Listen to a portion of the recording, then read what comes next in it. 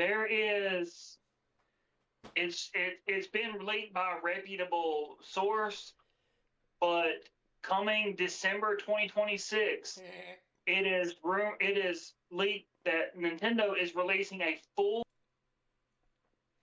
digital remaster and remake of The Legend of Zelda: Ocarina of Time. God damn it! Now I need to buy a Nintendo. Dude, there was a whole Star Fox Direct today. Yeah, but Wow, nobody something I cares haven't about said Star since the Fox. They late care about 90s. Legend of Zelda. What'd you say, Ryan? Said now I need a fucking Nintendo. Wow, talk about something I haven't said since the late 90s. Nintendo. Look, I still remember being super fucking excited Christmas morning when I opened up that N64 Dude, I still have mine. It's sitting right next to me. with WWE Warzone. Yep. no, I used to play No Mercy like it was the best game ever created. No Mercy is the best game ever created. That's why fucking AEW ripped it off with a game that you can't even get on a server for anymore. But then again, WWE just ripped off New Japan. No, their games have always been way better than Fire Pro. But Fire Pro's fucking Who said sick. anything about Fire Pro? There's actually a game by Aki that is just No Mercy with New Japan guys. Really? Yeah, it was only released in Japan.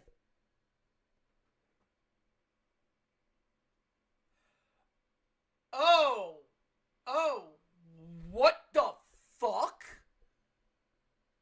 Okay, breaking news. We're live, by the way. Yeah, we're live. We're just gonna jump into breaking news and then go straight into the breaking news. Oh no! Music will happen later. Well, don't worry. Music is gonna happen off there. We're just going into this shit. I'll fucking add the music over the 2-minute pre-show. Sure.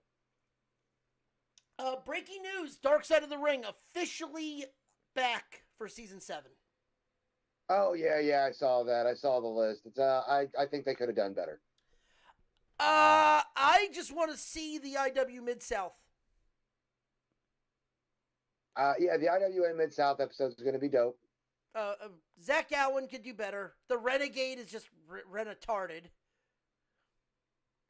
The Renegade, the fake warrior. WCW style. Where the big boys play with it. I think what's going to be interesting about it. So, if anyone doesn't know, Vice TV has had 7 seasons of what is called Dark Side of the Ring, which is pretty much the horror stories inside of pro wrestling. I mean, not really the horror stories, but more of just like how fucked up we are as wrestlers. Like the plane ride from hell. Pretty immature, but when you get us all together, it's a fucking junior high boys locker room all over again. Oh, speaking of, that's a great segue into one of the episodes. Missy Hyatt. Ah, that's a fucked up segue, dude. Dude, she's just a fucked up. She's just fucked up. I mean, Missy Hyatt's not. No, I'm not gonna finish that statement. She's cleaner than Sunny. But just barely. Barely, yeah. That's not. It's like, it's tetanitis. It's tinnitus and fucking cigarette butts. Zach Allen, I'm not quite sure how that's gonna be a dark side.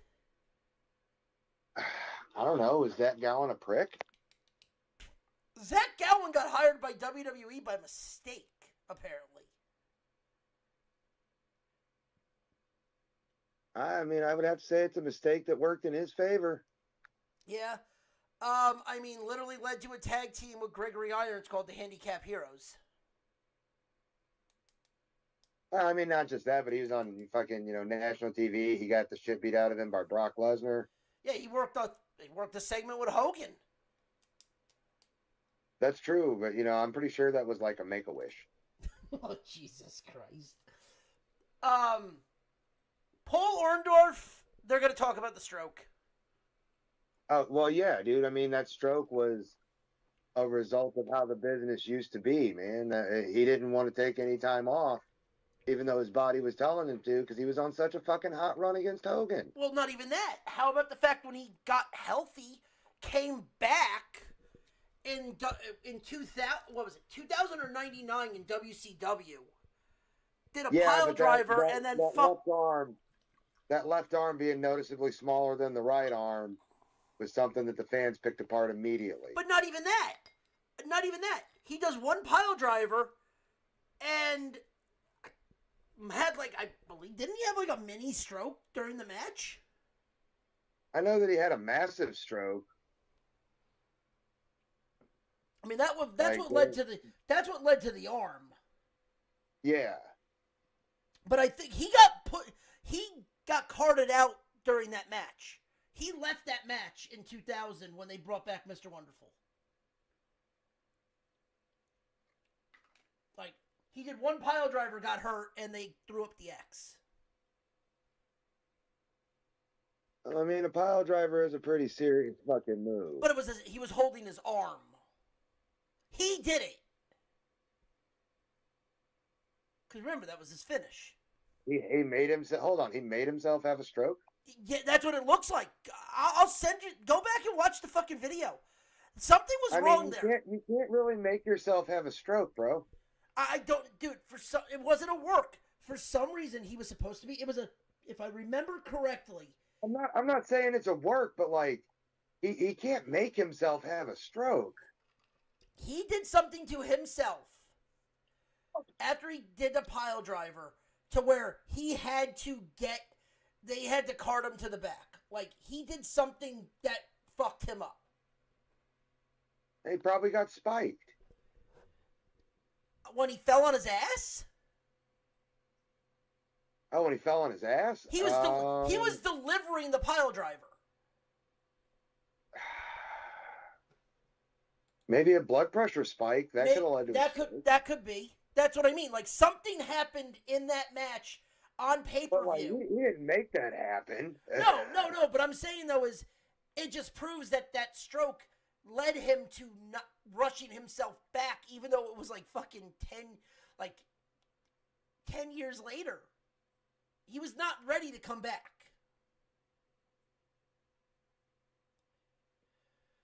Big Boss Man, I mean, I'm interested to see what they have to say about Big Boss Man. Missy Hyatt's going to be interesting. Everyone's just going to be like, she was a dirty whore. I mean, it's going to be half of ECW on this one. It's going to be Raven. It's going to be Tommy probably talking about her. Bubba Ray. Oh, Raven's definitely going to call her a whore. Samoa He's Joe. Be like, oh yeah, I remember being in the locker room this one time and fucking Sabu and Roadkill were tag teaming her in the corner or some shit. So for some reason, Justin Credible was in the back. I don't know. I don't remember. People were on Quaaludes. Justin Credible was watching from the cuck chair. It wasn't actually a cuck chair. It was just a chair in the corner of the room, but he used it as. And Vince McMahon, for some reason, came in and just looked at us and goes, "That's some good shit right there." That was whenever he decided to fund ECW behind the scenes. Samoa Joe versus Necro Butcher, 2005, IWA Mid-South. I'm interested in this because this was a brutal fucking match. This is the match that put Samoa Joe on the map. I was about to say, like, I don't remember there being, like, legit heat between them. No. It didn't seem like that, but this is the match that got passed around in 2005 that pretty much guaranteed Samoa Joe a spot in TNA. Passed around like Sonny at the gathering of the Juggalos. I mean. Ew. And then the Renegade. Moving on. The Renegade. El Renegado. And then a 3-part episode of TNA wrestling during the Asylums with personal stories from founder Jeff Jarrett. So it's going to talk about the Jeff Jarrett years, the Dixie Carter years, and the current years. So it probably, or it's going to talk about the stuff from the Asylum to when Hogan took over. Because that was when Jarrett.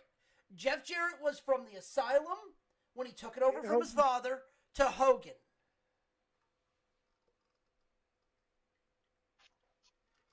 What was that?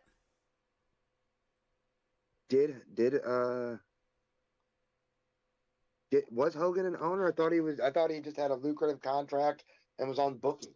He had more to do with that. Dixie gave him a lot more power than needed. Because remember, he brought in a lot of his friends.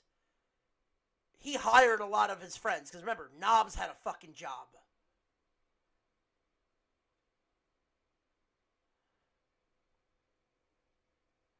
That's when they got rid of the six-sided ring, which apparently to people, that was probably the best idea they ever did.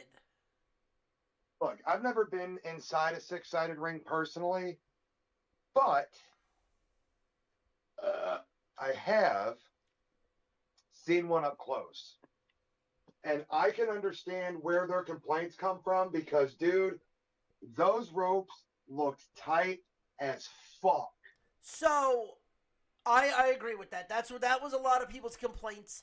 And the other complaint was you didn't know where people were coming from.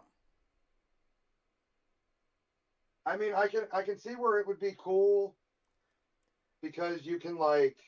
There's only one move in the six-sided ring that actually looked devastating. That was the pounce.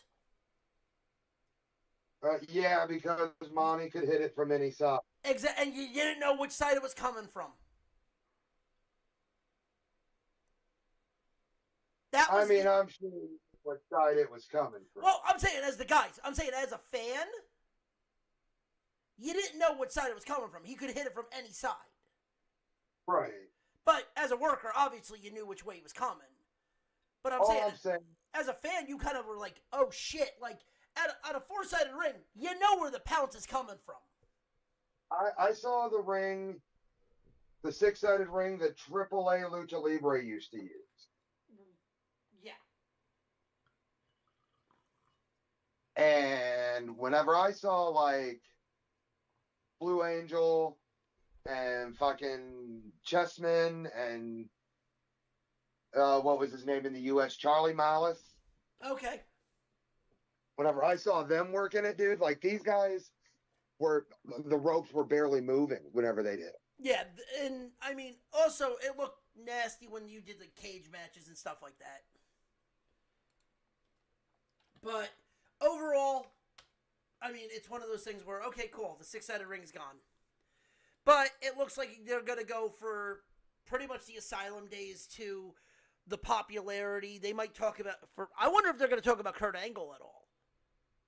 Oh, I'm sure they're going to talk about peak Angle and the amount of ratings he drew them. So you're probably looking at 2002 to 2008? I don't know, man. I think it's a 3-part episode, so they're going to cover a vast amount. Well, I'm saying, think about it. If it's, see, this is the thing. They're saying it's Jarrett's stories. So, is this when Jarrett owned it, or is this all of TNA? It's all of TNA. It's whenever he owned it. It's whenever he was backstage. It's whenever he was a worker. It's whenever fucking the company went downhill, whenever they drove him out. And I do believe he went back. He went back for a little bit to work with Dixie. But remember, too, that was also when Global Force was a thing. Well, yeah, they ran him out of fucking Impact, so he went and made his own shit. Which got bought out by the NWA, which pretty much turned back into the NWA. Because Corrigan, because Billy bought Global Force and turned it into the NWA. Turned it back into the NWA. Yeah, because he had to buy the rights back for NWA. Yeah. Which, the TNA, NWA, TNA still has that library. So, TNA Plus, no, they're not sponsoring us, but if you want old Asylum shit and you want all the impacts, go and buy Plus. It's probably the best $10 you'll fucking spend. They're not sponsoring us, but they fucking should. Yeah, they're not sponsored because I fucking love TNA. Holy shit, Jeff Harvey. Jeff Harvey. But yes, but after that breaking news, ladies and gentlemen, let's do the intro correct. I am F and Ronnie. This is why we can't have nice things. With me as always, Captain Stunt Cack himself. and Lieutenant Commander Twinkie Tits. And Twinkie Tits. Twinkie Tits. Gotta have that accent with it. But yes, Gotta get them Twinkie Tits. but yes, if you are And new if to you guys didn't know, I like me some French fried potatoes. Mm-hmm. gotta have that in. Second there, it sounds like whenever you were being created, you walked into the gene bank and said, "Give me all your chromosomes." Gotta have that. Gotta have them French fried taters. Mm-hmm. You gotta have them French fried taters. Boom, boom, boom. But no. If you are new to the show, welcome. Please hit that follow, like, and subscribe button if you're on YouTube. If you're new to the show, you've missed the fuck out, and you should feel bad about it. Go on YouTube and watch watch all the backlog episodes.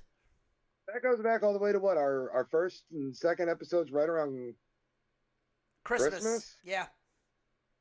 And if you start listening and then leave, I hope you get AIDS in your ass. I mean, I usually just hope they get herpes. That's kind of harsh, James. YOLO. God damn. I hope someone gives you the tongue and death grip while rage baiting you. I hope someone gives you the tongue and death grip while you're jerking off. There was no other way to say that. Like you couldn't fucking beat around the bush. Hi-oh. But I mean, the tongue and death grip while you're jerking off is exactly what you need to have a hardcore orgasm. So I mean, I hope somebody gives your ball sack the tongue and death grip. I hope every orgasm you have from here on out through the rest of your life is ruined. Hey. I hope you go to have sex with the most beautiful woman on the planet, only to find out that it's a guy. Fuck you, Shorzy. Fuck you, Shorty. I hope you go to have sex with the most beautiful woman on the planet and your dick doesn't work. I hope you go to have sex with the most beautiful woman on the planet and her vagina has teeth. The shocked silence is my favorite part. I hope you go to have sex with a girl and find out she's a Ryback fan. How dare you, motherfucker. You offended Ronnie that time. Listen, we understand that black rice matters. Black rice matters. Oh, but yes, if you're new to the show, welcome. This is where we take a deep dive into the dumpster fire of the week of pop culture, sports, and entertainment. Not really a lot of shit for sports. I mean, there is too, but it's more gonna lean towards the entertainment and the bullshit that happened throughout the week in pro wrestling. Wrestling! Woo! The only real thing we've had happen at wrestling this week, outside of what you discussed earlier, Ronnie, was Ted Turner dying. There's a bit more we could dive into. We could dive on in. Yeah, there's a little bit we can dive into. Actually, speaking of, we'll just dive into this now, because we also have to make predictions. But Hey, did anybody have Ted Turner in the death pool? no, we're still deadlocked at 0. What the fuck? Just so our listeners can catch up. Back there we have an episode called "This Is Why We Can't Have a Death Pool," where we drafted our 10-man rosters, and the winner will get a very beautiful black Super Bowl style ring. There's a joke there, and I'm leaving it alone. I really don't know why I feel like Oogie talking about the ring, because I've already picked it out. It's really pretty. Why is it gotta be black? Why does it just sound like it's gonna be a cock ring? It's not a cock ring. It's a No, finger. Ryan probably is a cock ring. Fuck you. Fuck you, Shorzy. Fuck you, Shorty. For What? But no. It's a beautiful black ring, black stoned ring, and it's gonna say Death Pool winner. Yeah. So is James just gonna take over Dustin's draft list? Sure. All right. There is some news though. Speaking of people that should be part of a death pool, Raj Jackson. Oh yeah, let's talk about that piece of shit. I saw this today. You know his dad and his dad's money had something to do with him getting such a light fucking sentence. Avoided trial. So if anyone, sorry, hold on. Sorry. For anyone that does not know, this is a story we've had in the past. This is an updated story where Raj Jackson, the son of Rampage Jackson, was at a indie wrestling show run by Rikishi. And people thought it was a work. Not in that ring. It wasn't. Raj got in the ring and spine busted and power bomb. What would you call it? Alabama slammed. No, dude, it was a double leg takedown, but it was a hard double leg takedown. It was like a Alabama slam with a takedown. It was like that classic Rampage Jackson fucking slam takedown, that double leg fucking slam. And started wailing down haymakers on. Now wait a second. You're just making it sound like it was part of a wrestling angle. When Stu hit the mat, he was knocked unconscious. You could clearly see it. His arms were like fucking up and limp. And this son of a bitch, this trained MMA fighter, decided to take that opportunity to literally beat that man to death in front of those people. Yep. And what's so bad is, and Ryan's not joking, because the paramedics that were arrived on scene literally said Stu's heart had stopped beating for a few moments. So he was. Don't have any proof of that. Allegedly. Even still, it was still aggravated assault to the highest degree, regardless of whether he killed him or what. Like, that was not okay. Yeah, legal reasons, though, we have to say allegedly. Yes, for legal reasons, we have to say allegedly. Allegedly beat that man. There is no confirmation that anyone has said that his heart stopped. That's true, because everybody was saying that Cruel got attacked with a knife. Mickey Knuckles said it, and come to find out, there was no knife, and Schlack, I fucking love you, Schlack, please don't be mad at me, couldn't knock out a fat nerd.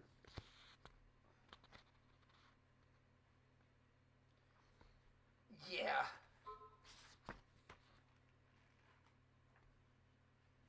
I think that's the most surprising part of that to me. Yeah, that's a rough one. Because I don't know if you've seen the video, but James, but like Schlack is fucking pulling back and punching this dude in the face, and the dude's eating him. So either Schlack's got glamour muscles. Please don't be mad at me, Schlack. Either he's got glamour muscles, or that dude is fucking Superman. Or he was pulling his punches, because I know Schlack, and yeah. Well, yeah, Schlack's former military, right? Yep. Might have been pulling him. Smart to pull him because, his hands are registered weapons being former military. But anyway. That dude should have been unconscious. Yeah, he shouldn't have been. As unconscious as fucking Stu was when Raj attacked him. Thank you for bringing that back. He avoided trial. He took a plea of 1 count no contest to felony battery with serious bodily injuries at a hearing. He also admitted to 2 special allegations, including personal great bodily injury and engaging in violent conduct. He got off easy because of who his fucking dad is. Sentenced to 90 days in county jail and restitution of $81,000 and 2 years of probation. Yeah, he got off fucking easy.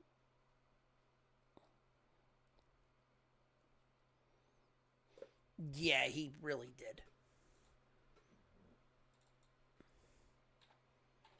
He should be in jail for a long time. A really long time.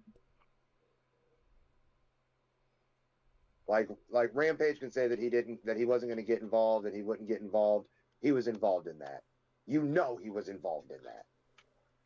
And what's so bad, I have seen videos of Rampage threatening people when they do something as simple as just ask, "Hey, why'd your kid fucking do that?" Because in Rampage's eyes, he thought it was still a work. No, you could very easily tell that was. Oh no! That's what he was selling. We all know that it wasn't a work. That's what Rampage was selling. No one bought it. Yeah. That's the difference. But he shouldn't be. Yeah. He should not be.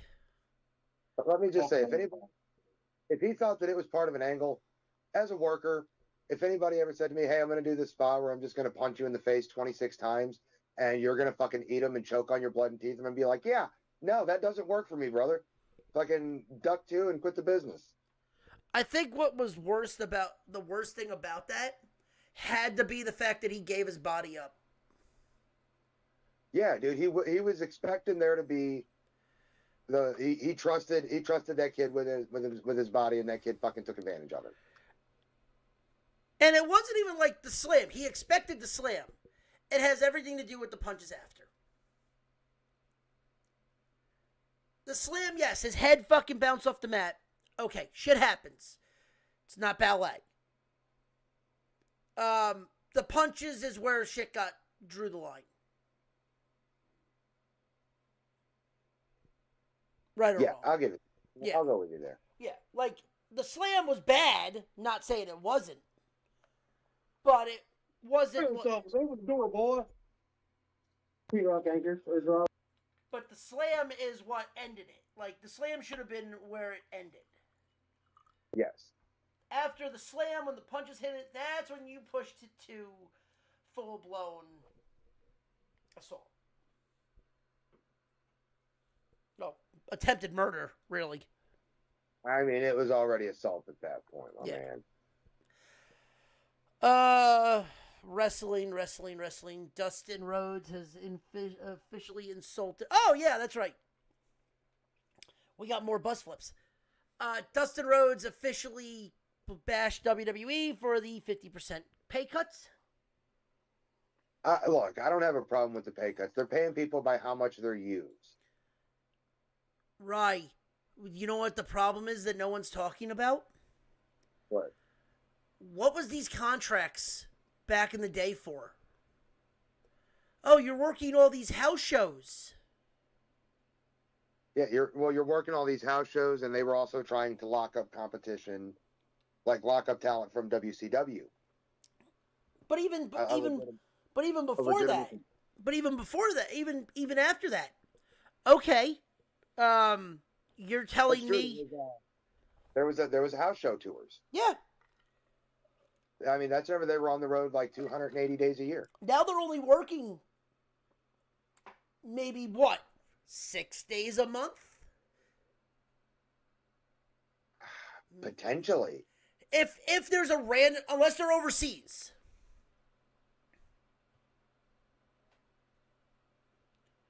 Unless they're overseas, they're working maybe six days a month. If they're lucky. If they're on a pay-per-view, Raw, maybe they go to SmackDown. let's say you're a champion. You're working 8, 10, at most 11 days in a month.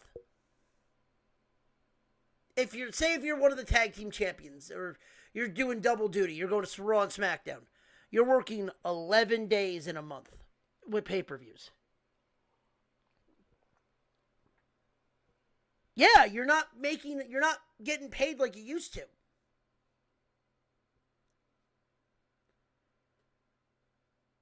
But all this also drives down to why the New Day got let go.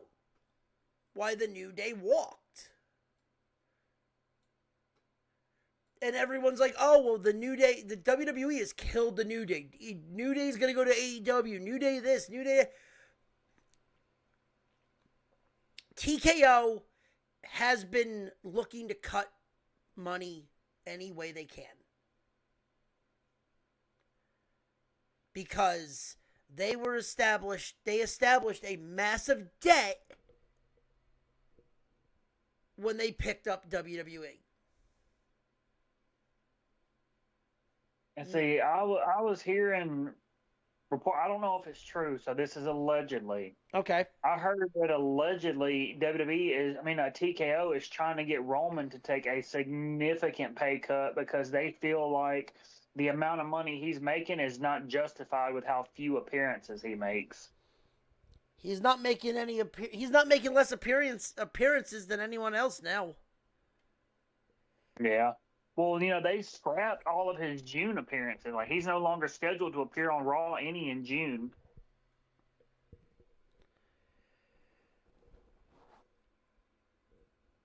But here's the thing that no one wants to talk about. Okay.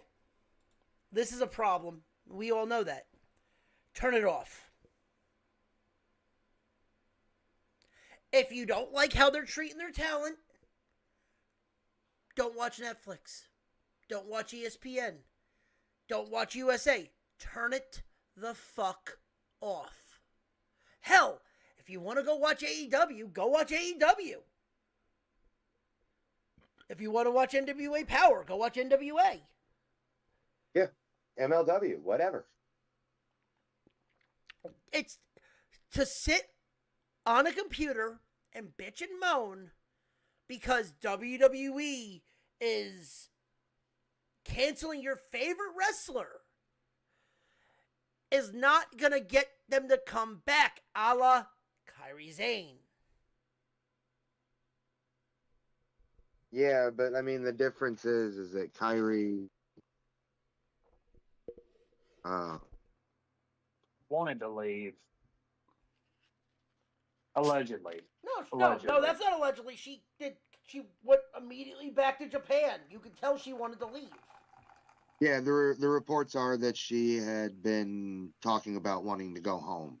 She wants to go to Stardom, where I believe her husband owns Stardom. Could be wrong about that. Husband or boyfriend, I think, who owns Stardom. Wants to go back and be with him. Wants to go back home. Listen, is it shocking to say that she doesn't want to have a fucking family? She's still young enough. We're getting to that era now where the women's revolution are going to want to be mothers.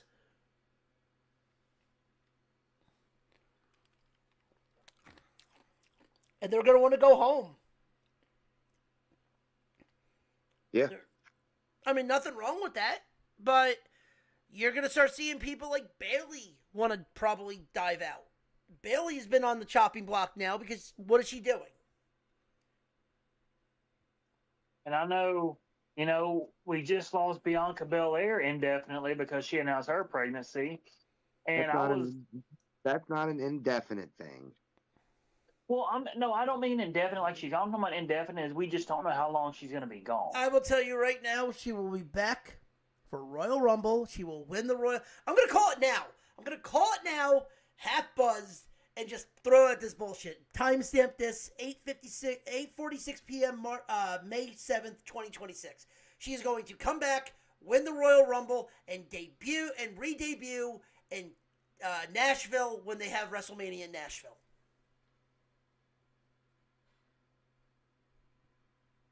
Calling that now. And I've also seen that this could be wrong, so I'm not saying for sure, but I was seeing reports that Rhea's talking about taking time off when she loses the belt because her and Buddy Matthews are talking about starting a family. That's all. I haven't seen that report. That's Speculative. speculation. Right now, with how hot she is, walking away would be the dumbest thing she could do. But Ryan, what do you think about my prediction? Which was? Bianca will re-debut at next year's Royal Rumble, win the Royal Rumble, and have the main event in Nashville. Yes, but if she does, she'll lose in Nashville. I could see that because didn't she win when they did SummerSlam in Nashville? No, Huh? I think she yeah. lost. She lost at SummerSlam, right? That was when Becky came back. Oh, that's right. You're right.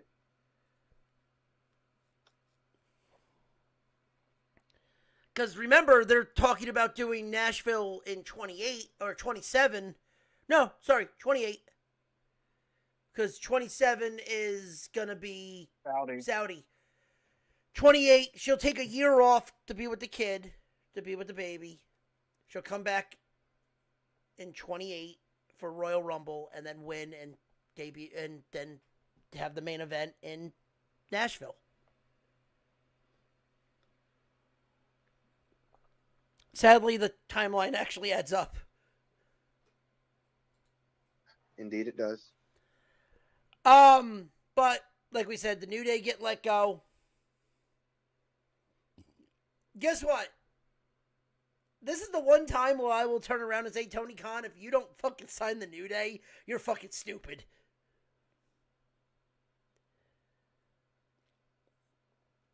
Because there's matches with Xavier and Omega that can make money. There's matches with the Young Bucks that can make money. There's matches with FTR. There's matches with Edge and Christian.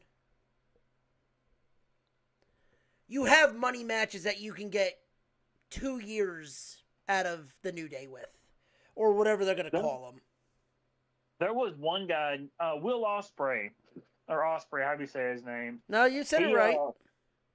He actually put on Instagram that he's petitioning Tony to sign the New Day because he wants to have a match with Xavier. I think the money match would be him and Kofi. I think so too, but he wants to face Xavier. I At think least based on what I saw on Instagram, like I don't know if he was saying that just to build hype or what, but that's what I was reading on Instagram. I think the thing we need to remember is that's depending on what the New Day decides they want to do. Exactly. Yeah. No, listen, Xavier, let's put it this way. Kofi has said when the New Day is done, he said this like when Big E was still around. When the New Day is done, he's retiring. So he could just be going home. Xavier probably will go to AEW to have, because he's got friends in AEW, so he'll go work fucking Kenny Omega and shit like that. Yeah. If he wants to. But Kofi has nothing to prove. He's a fucking Hall of Famer. He's going to go in no matter what. He's one of the most decorated tag team wrestlers of all time.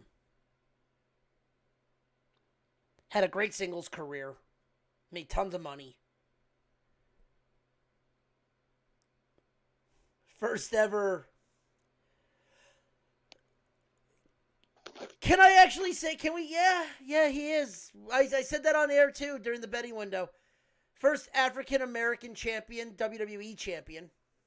WWE champion, yes. I don't want to be called a racist by Chris again. You racist. I'll just get it out of the way. I'm sorry. I stand by that. The big gold belt was the project belt for guys like Booker T and Mark Henry. And The Rock, and The Rock had it, but The Rock did have also the WWE champion, but they never ever acknowledged that The Rock was black. No, No, they he always didn't. they always just say he was a Samoan. Favorite argument to have with people. Oh, The Rock was the first black champion. Really? Because I don't ever hear the WWE acknowledge that Rocky Johnson was a thing. He just doesn't exist. Seriously, when have you ever heard them acknowledge Rocky Johnson? Unless he was with Tony Atlas. And there's a random feet picture behind you.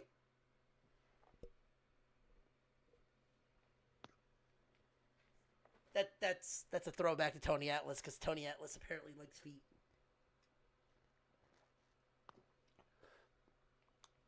But no, like Kofi, if Kofi hangs him up, if he hangs up the PF Flyers, he doesn't need to prove anything anymore.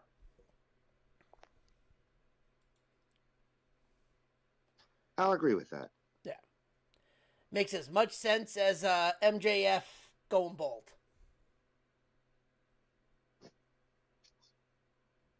You know what? I did see a piece of weird news. I didn't verify it. I just saw it in scrolling. But apparently, Dean Ambrose posted a picture, and like it was like of him dressed like the Shield or some shit, or AI'd into the Shield.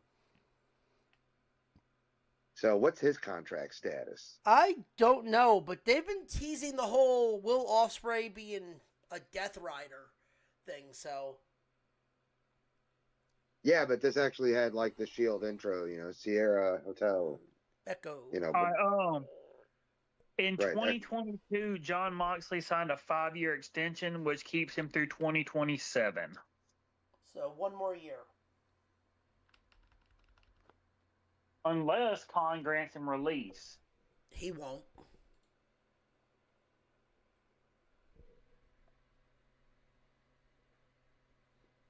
He won't. They won't. They never release people. They treat contracts like the NBA. There's no such thing as a guarantee. They're all guaranteed contracts.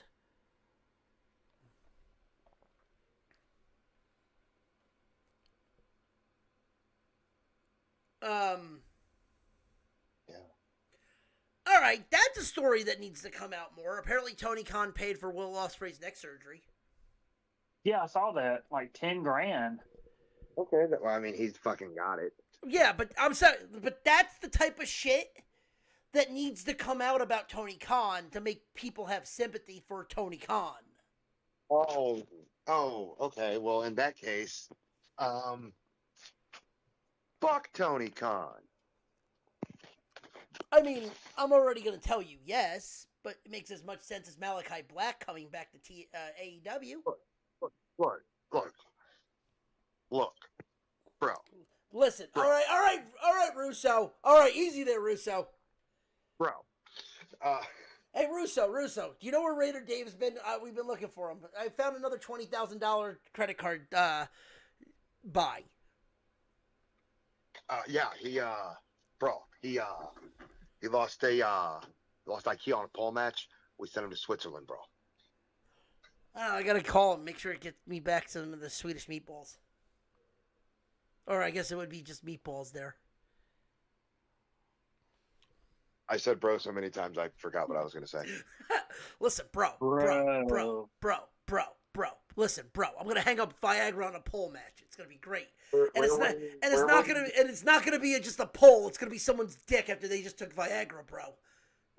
What were we talking about?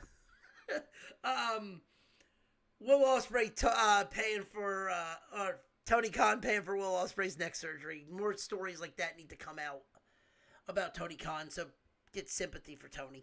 And you just said fuck Tony. Yeah, fuck Tony Khan. As a promoter, if somebody gets hurt on his show, it is his fucking job to pay for their fucking surgery. He's got to carry fucking special insurance for that. And how do I know? Because I had the wrestling school and I had to fucking carry special insurance for that shit. But that's also like how the stories about like everyone saying, "Oh, Vince McMahon's a bad guy." Then you find out, like, when you know how many people said Vince McMahon's a bad guy. Let me just say this: you're like, oh, more of these stories need to come out so Tony Khan gets sympathy for what? Doing his fucking job? Well, I mean, like, okay, so remember how, like I said, I just said this, that how like Vince McMahon needs like everyone bitched about Vince. How many times did Vince McMahon send somebody to rehab? He sent Eddie Guerrero to rehab, I know, 4 or 5 times. He gave Jeff Hardy more rehab visits than I think anybody else in the history of the company. Shawn Michaels, Razor Ramon, and Sonny. When they weren't with the company. Shawn Michaels was, but Razor and Sonny weren't with the company. He sent them to rehab. Oh, and this is the one time in AEW talk that I can say it. Fuck Brody King!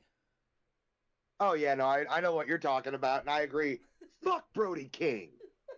You big fucking bitch. I love that. It's like, oh, this is AEW talk. I can say it finally. Fuck Brody King. Fuck Brody King. He's a big fat bitcheroony.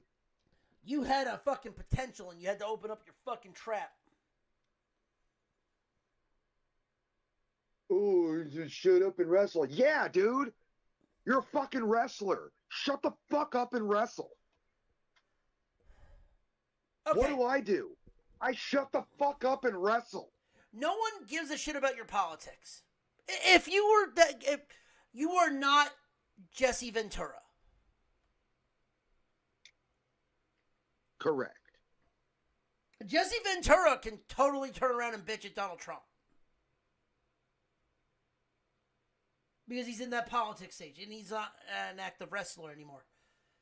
But, like I said, Brody has killed his opportunity to ever wrestle in WWE or ever wrestle anywhere other than AEW because he's blackballed himself.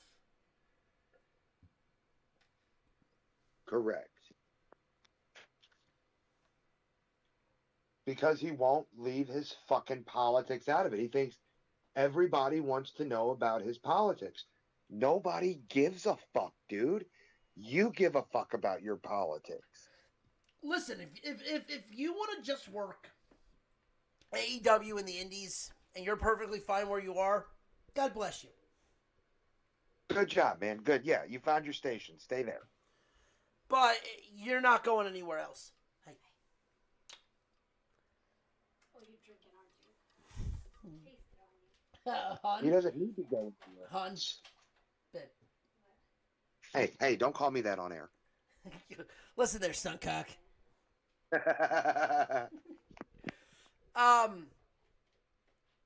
So the other two things. Oh, go ahead. Finish what you were going to say about Brody King, because fuck him.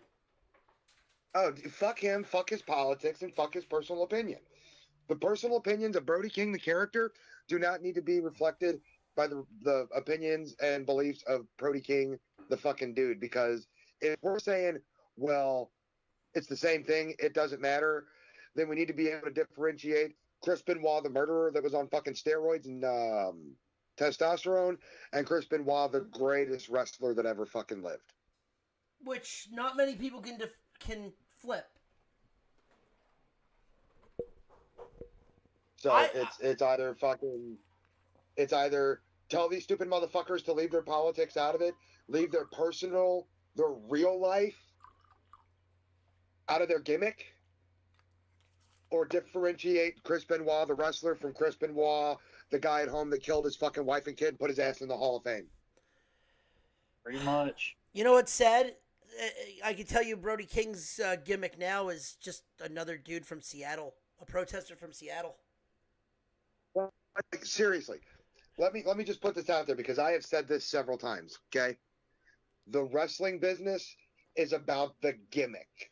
It's about the larger-than-life characters that people connect with, that you force people to connect with by tapping into something fucking visceral in it.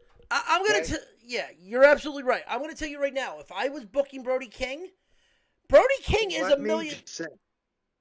Go ahead, sorry. There's a lot of wrestlers out there. There's a lot of wrestlers out there, both independent and in the big leagues, that they think that their real name is cool enough for a gimmick, and I'll admit some of them are. Some work for guys like Ric Flair.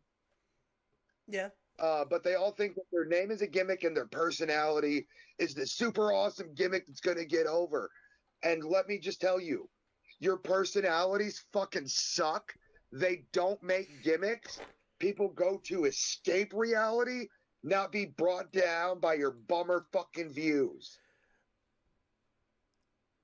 Suck my last nut. But here's the thing. I guarantee you, if you put him in WWE, minus the politics.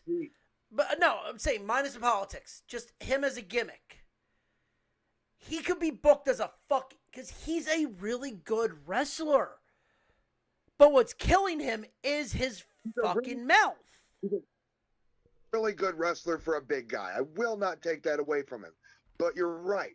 It's the fact that he feels like his political views are super important because he's a pro wrestler and he's on TV, so he needs to educate people. No, people need to fucking educate themselves. Educating other people on your beliefs is indoctrination. Dumbasses. Yeah, like if you just told me, hey, you're going to be, like, Brody, you could be in WWE right now booked as you could be a millionaire within an hour because they could fucking take your gimmick and just shoot you to the fucking moon. And holy fucking balls is this coffee strong. Because, like, his shit, like, he has a look.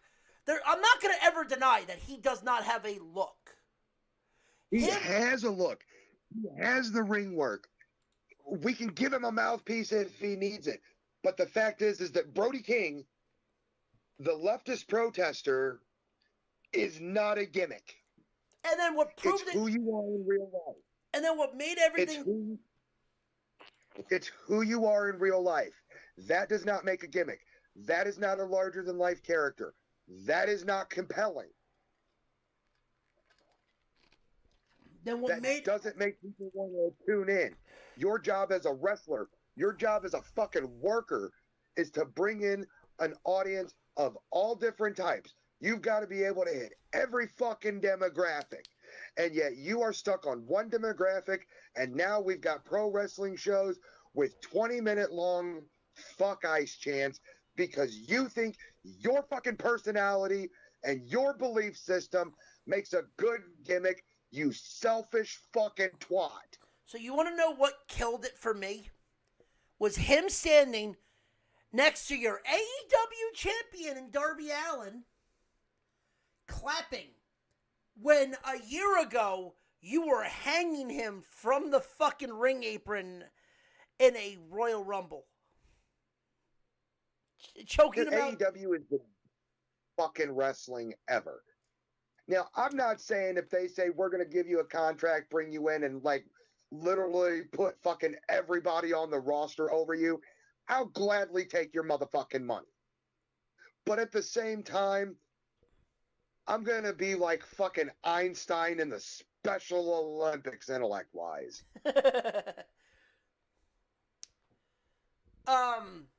Well, anyway. James, do you have anything to talk about Brody King? Man. Oh, James? Anyway, let's move on to Brody King, but I want to get James a chance to talk about it real quick. Man, my thing, look, I understand, and it's the same thing with NFL, NBA, everything. I understand that, you know, these athletes are in the public eye. You know, they have the money and the ability to, you know, incite change, to incite a new beginning in people. But, dude, why in the world are you essentially, because, I mean, the same people that are, you know, like Ryan said, the same people that are hijacking these shows for 30 fucking minutes chanting fuck ice are the same people who complained in 2014 when Daniel Bryan took over stadiums with the yes chants. Hold on, James, I want to ask you one question. Ryan, chime in on this one too. What active athlete has changed anything? None. Colin Kaepernick. Active. He's not active. He started the kneel. Okay, He started the kneel movement. No, you're right. You are correct about that. He was active when he was taking the knee during the national anthem. Other than him, Yeah, but but he was hold on. never a good athlete though. But well, I also broadened that to actual athletes. But other than that, is there anybody else? No. Let's not take anything away from him, dude. He was fucking good enough to get drafted into the NFL. Oh He no. was good enough to be a starter. Like, I'm not going to take anything away from him because I may or may not agree with his political views and stances and shit. Well, I Or mean, I his may or may political not views believe ain't why I disagree with him. He Hold was on. carried by the defense, and Hold when he on. did get to start, he was below average as a passer. Oh, hold on. He answered And he my may or question. may not be a fucking he may or may not be a complete fucking hypocrite. But the fact is he became a starter for a major NFL team, and we cannot undercut that because I couldn't do it, you couldn't do it, you couldn't do it. Ryan, he did one thing that none of us can ever say. He started in a Super Bowl. Right, like we can't cut his legs out and undercut him for that just because we don't agree with it. No, you answered my I think that's question. kind of fun. You answered my question. Colin Kaepernick is the last guy that was an active athlete that incited any kind of change. That is actually false. Correct. Okay, explain. Because there was one athlete who enacted change and who acted not like political or socioeconomic change, but freaking when Hurricane Harvey or whatever it was hit the city of Houston, Texas. J.J. Watt brought the entire country together in a unified front to help those people. Like they raised millions from across the country, and J.J. showed Hold on. that Hold this world can on. still work Hold together. on. We're going to stop you from digging yourself into a bigger hole. That's not Correct. That's not what we're talking about, though. We're talking about politics. Someone that Oh, was yeah, that was in politics that actually helped create something different. Colin Kaepernick, as much as you don't like what he did, he was one of the few people that actually incited change as an active athlete. Was he a hypocrite towards the end of it? Yes. But when he did it, he was actively in the NFL, a starter and that made a Super Bowl appearance, but was protesting at the same time the cops. What is it? What's the word I'm looking see, for? Kaepernick was a hypocrite from the get-go, and I can tell you exactly why I say that. You know why you do realize he didn't start kneeling because of political violence. You do realize that, right?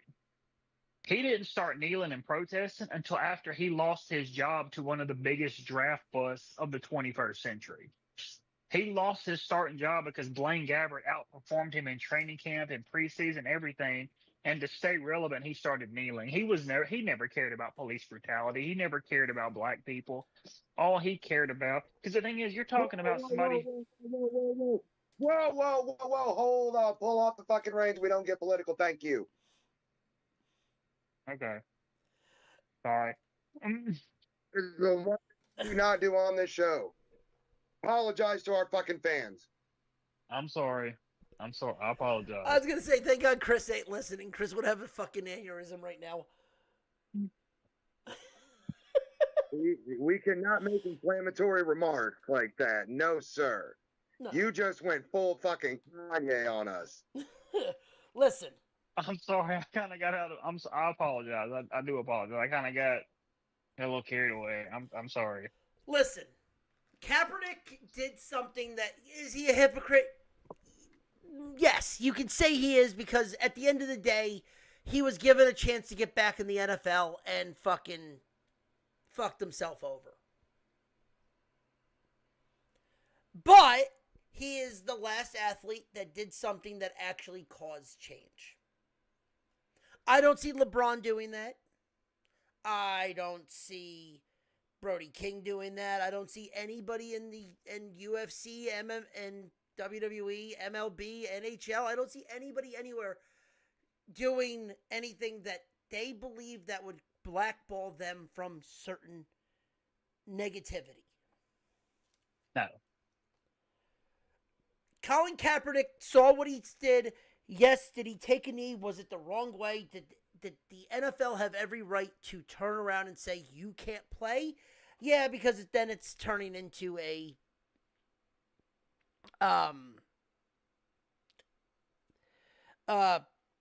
player versus ownership debate at that point.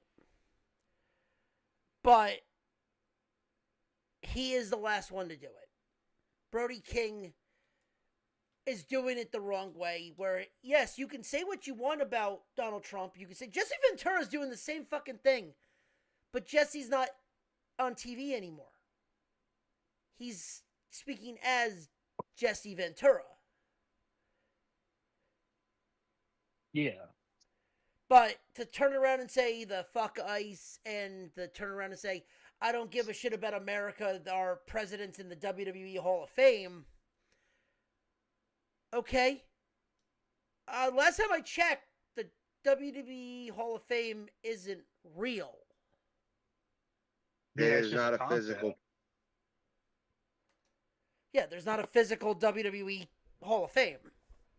I can't fly down to Florida. I can't fly to Saudi Arabia or fly to Florida and go see a statue, a bust of Donald Trump that's in the celebrity wing. It literally exists because we say it exists. Yeah, pretty much. so just because Brody King says, oh, well, Donald Trump's in the Hall of Fame, cool, so is Kid Rock. Soon to be Fred Durst, probably. Yeah. I wouldn't be surprised. No, I mean, shit. I would probably Ted Turner too for his contributions to WCW. Bro, if Ted Turner gets in before Vince McMahon, I will lose my shit.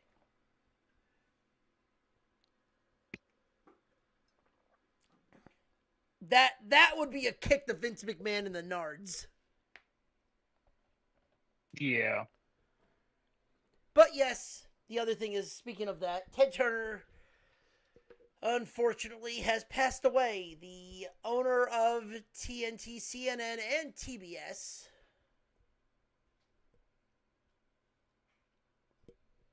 The creator of, no one wants to talk about this, but creator of Captain Planet.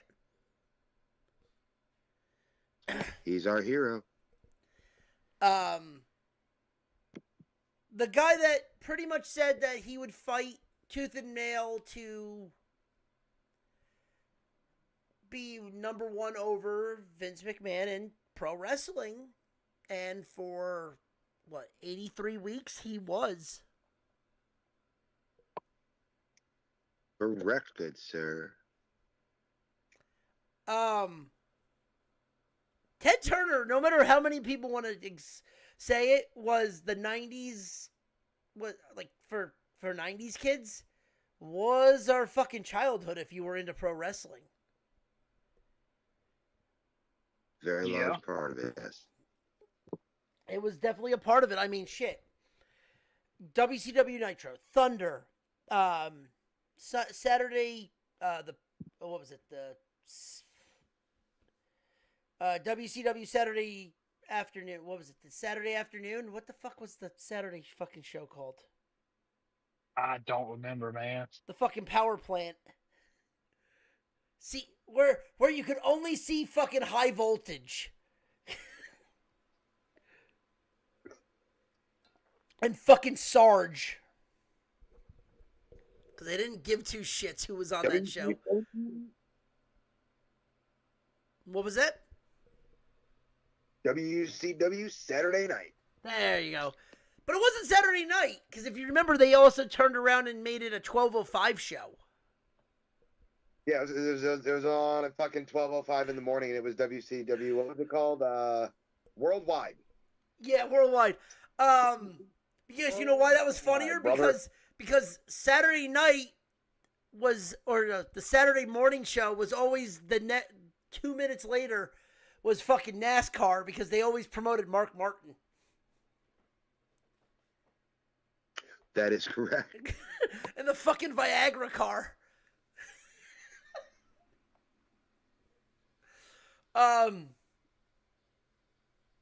Yeah, no, like WC But Ted Turner, like, it sucks. Dementia got him. That's what sucks the most.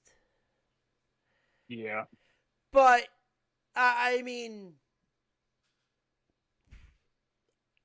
what about Ted Turner that was very interesting has to be what happened at the beginning of Dynamite last night. Now, me and Ryan were talking about this off air, and we both knew Tony Schiavone was going to come out and talk to him. Because Tony Schiavone was since fucking 89, since the day he died, was pretty much Ted Turner's friend. Yeah, they were boys. They were boys. They were homies. And you knew they were going to give you. I mean, when it came to the Braves, Tony Schiavone, I believe, was the minor league announcer for the Atlanta Braves, and you knew he was going to say something.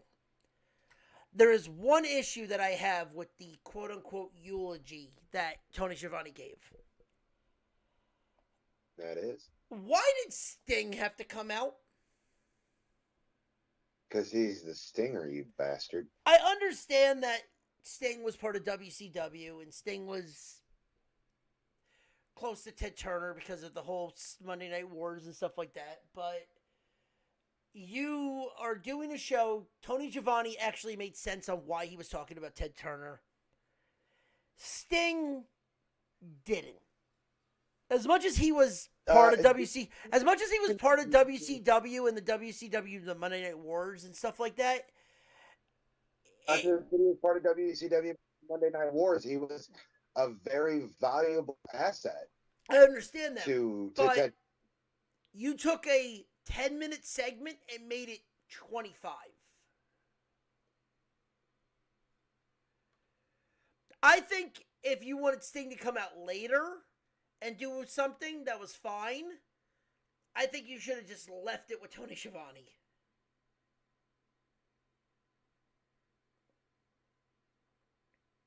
That's just me. I think Tony Schiavone should have been the person that should have just been the one that talked about Ted Turner. Because of how close he was. Because of how close he was with Ted. Yeah, but Sting and Ted Turner had a relationship also. Right. He was a top earner for the guy. But if you wanted to do that, you could have done something backstage, or you could have done a semi-promo, like a tape promo and stuff like that. But to be out in the ring... Why give another segment when you can roll it all into one? I mean, they've done it before. Other places have done it before, sorry. Yeah. I mean, they made the show was a 3-hour show, so I mean, it didn't really mess up shit. Right, but I mean, you got to look at it from the booking perspective. Why, if these two guys want to have the same segment, why are you going to give them 2 segments on the show whenever all you have to do is give them 1 segment and let them both go out? That's fair. I just think it went a little too long. Okay.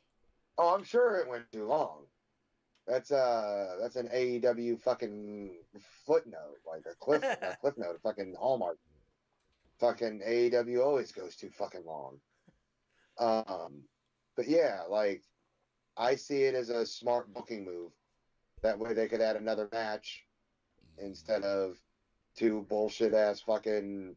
No, instead we got a promo of Mia Shirakawa and Haley Cameron fucking pretty much showing off her tits. Oh, I know, man. That was compelling television. Listen, AKA Cheesecake, Haley Cameron's gorgeous. But, I mean, those, as the words of Jerry the King Lawler, those puppies are always out. So, did we really need to see her in a bra? We've pretty much already seen them.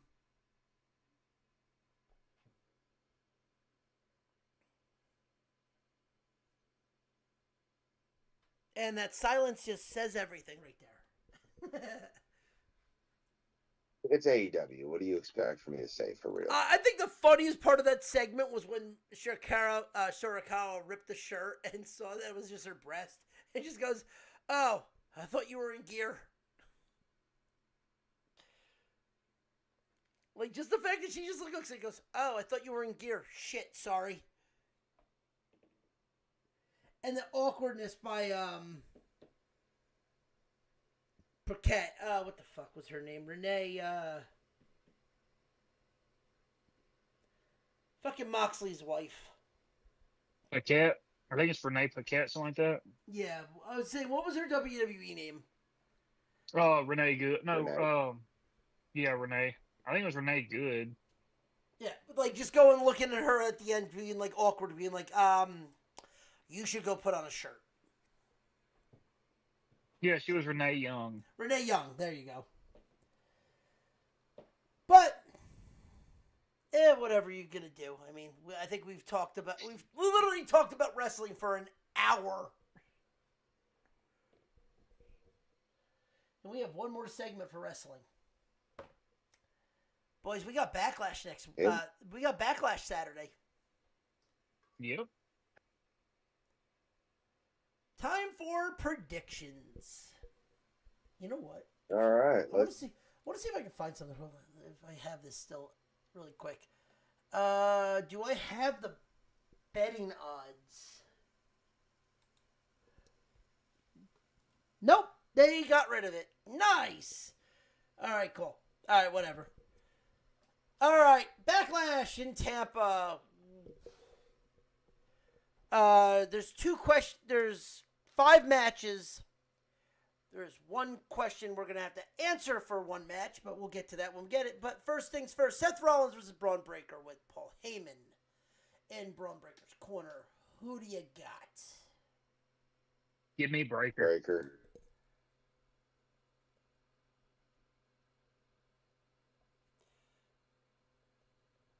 I think we're coming to the ends of Braun's era. Give me Breaker. I think Braun wins, but I think Seth gets DQ'd. I think Breaker gets his pop, Breaker gets everything, but then Seth cheats. Not to win, but I think he gets caught.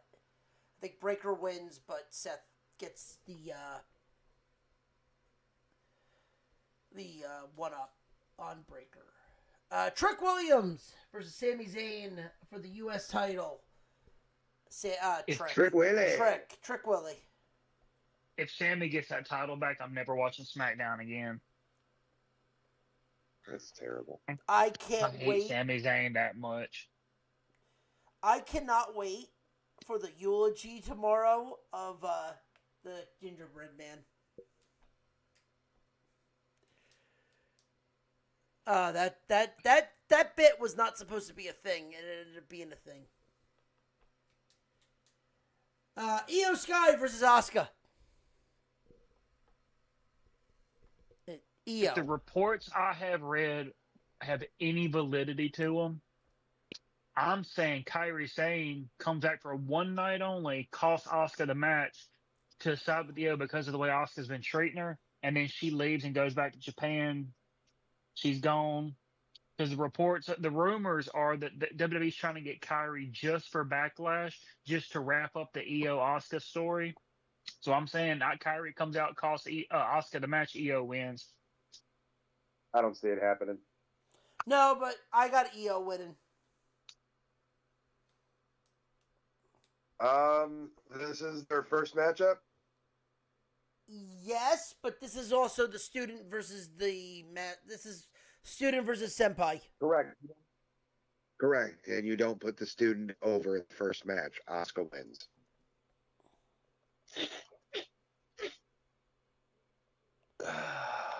All right. So here would be the massive question. We are getting Danhausen with to be announced versus The Miz and Kit Wilson. Who wins the match and who is Danhausen's special tag team partner? I'm going for Danhausen's team. Hold on. James first. Go ahead.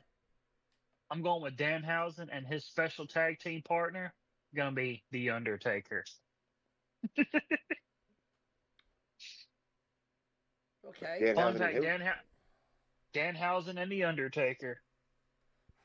Ryan, Who you taking? Danhausen actually went on social media and he tagged Stone Cold, The Rock, Undertaker, Shawn Michaels, and one other person to be his tag team partner. So I'm gonna say The Undertaker. Ryan, I'm hoping you and also- say. I'm hoping you Yes, say what and I'm he- thinking. Hold on, James. Yeah. Yes, he messaged, put that message out to those people. He tagged all of them on social media and offered them $400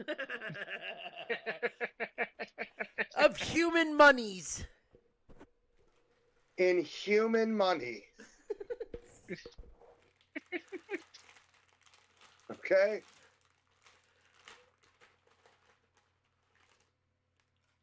I mean, maybe Undertaker needs $400. You don't know. To what? It's good. Wipe his. To what? Wipe his ass?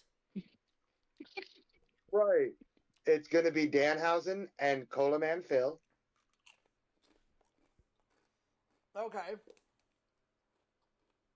And those are your winners.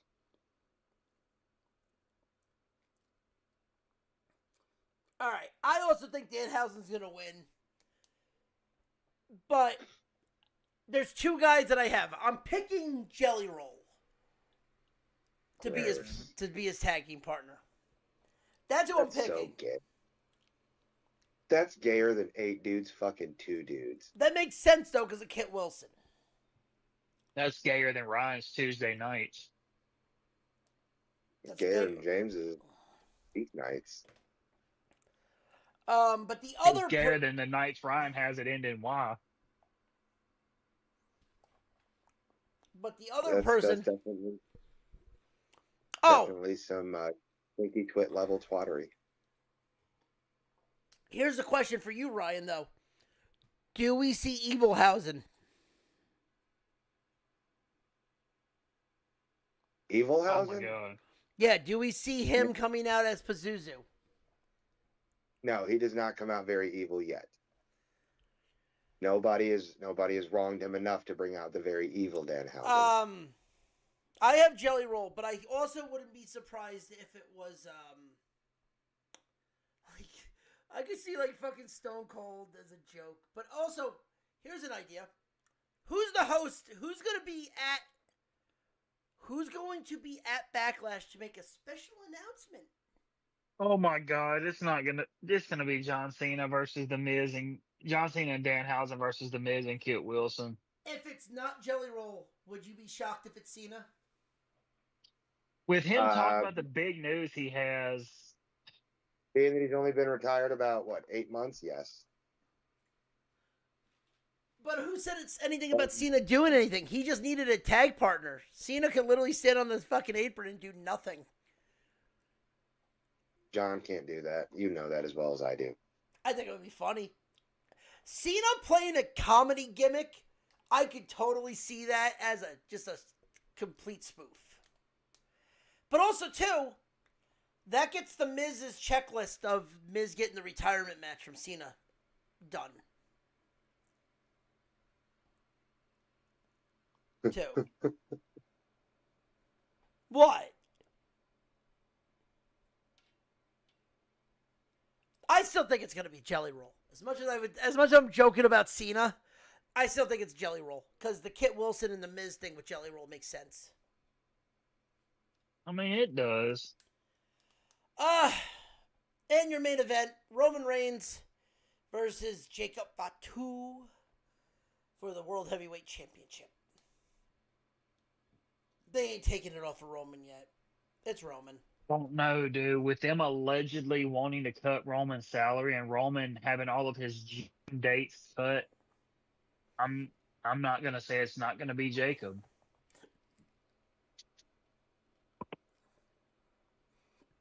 I cannot say that it's not gonna be Jacob Fatu. I want it to be Jacob. Like, I really want it to be Jacob. I would love it to be Jacob. I think Roman, I don't think they're done with Roman yet as a champion. Ryan, you're the tiebreaker. What do you got? Look, I think Jacob's ready for it, and it says a lot because they passed over Solo, who is literally like his prodigy.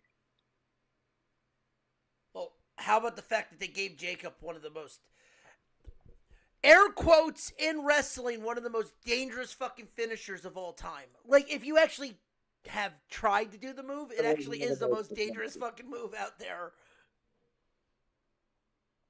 Definitely one of the most protected. Yeah. They're trusting Jacob with the fucking Tongan death grip. And see, that's why I think it's going to be Jacob, because with the Tongan death grip being one of the most feared moves in all of wrestling, what if Jacob gets it? If Jacob gets it completely locked in on Roman, and you have Roman get out of it and win the match, you're basically setting up Roman Reigns to look like nobody can beat him. Hey, Ryan. We've already done that. Right. Yo, Has anyone ever gotten out of it? I don't believe so. From Ming? Like, has anyone ever gotten out of that? Even when he was in... I don't think anyone's ever gotten out of the Tongan death grip. They've never gotten out of it. They've stopped it before he's applied it. Right. I'm saying, like, once he sinks it in, has anyone ever gotten out of it? No, that's why I called it one of the most protected finishes in the business. Like, what's sad is... I looked it up. No one has ever gotten out of it without outside interference.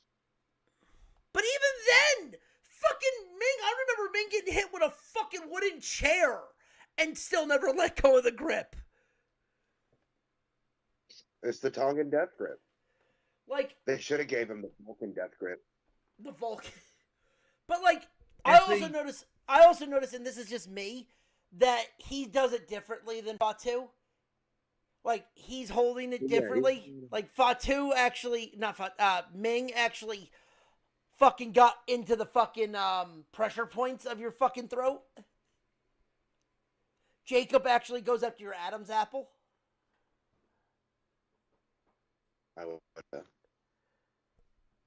Go back and watch Ming do it. It's actually fucking insane how he actually gets away with making it look so fucking real. It's scary. My thing is, with how much Jacob has been able to get over on Solo's group, with how much he's been able to put down Roman in these last few weeks, and during the promos, if they have Roman come back and beat him now, it's going to be all for nothing that they've had Jacob looking like this fucking monster this whole time, honestly, in my opinion. The question is, though, do the twins get involved? Oh, absolutely. Honestly, dude, I think Solo, Tala, and Tama Tonga are going to get involved too. Well, maybe not Tama Tonga, but I do believe that Tala, Tonga, and Solo are going to get involved in some capacity as well. Tala Tonga got fired. No, he didn't. Tonga Loa and JC Mateo got fired. Yeah, the tall motherfucker's still there. Yeah. For how much longer? That's a different question. But right, yeah, it was JC Mateo and Tonga Loa that got fired. Right, you didn't answer the question though. Is Jacob winning the title? Is Jacob winning the title? Okay. Yes, I said that. No, you didn't say Jacob was winning. You gave the protected fucking finish, and you didn't say that Jacob was winning. No, I said Jacob. Okay. No. I did. I started with Jacob. All right, it is written down, so it is written, so it is told. My thing is, Roman Reigns has never looked scared before, but when Jacob locked in the Tongan death grip the first time, Roman looked mortified. Have you ever had that grip put in? No. I have. Thank God, no. I have. It sucks.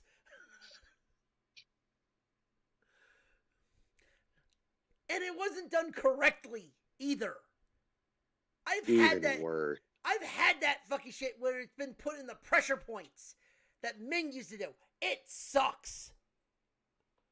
It hurts like a motherfucker.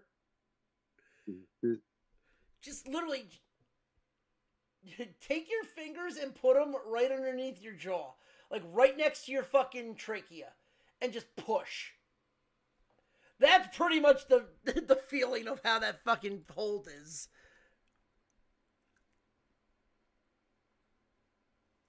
Yeah, it sucks. It really does. It's not fun. That's not supposed to be fun. No, It's it's tongue and not. death. It's a tongue and death grip. It's the most protective finisher next to the Cobra. Cobra! I'm sorry. I will stand by that. The fact that the Cobra has only been kicked out one time, Cobra! and that's Daniel Bryan. Cobra. It is the second most protective finisher in WWE history.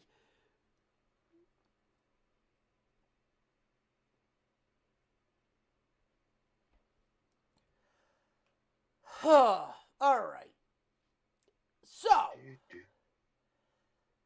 moving on to sports. There's not a lot of sports news, but there is some shit in college football.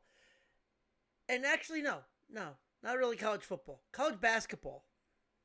We had a story last week or 2 weeks ago, that the NCAA tournament wanted to expand there to a certain amount of teams, add extra teams to it. Well, it is official. They have expanded. Gay. Yeah, to 76 teams. I feel my rage bubbling at this. I've said that they should have done it to 92. Just take the NIT out and expand it to 90. What was it? 96 teams. 90. Yeah. Just expand it to where every team that's in the 8 seed to the 16 seed has to play a play-in game.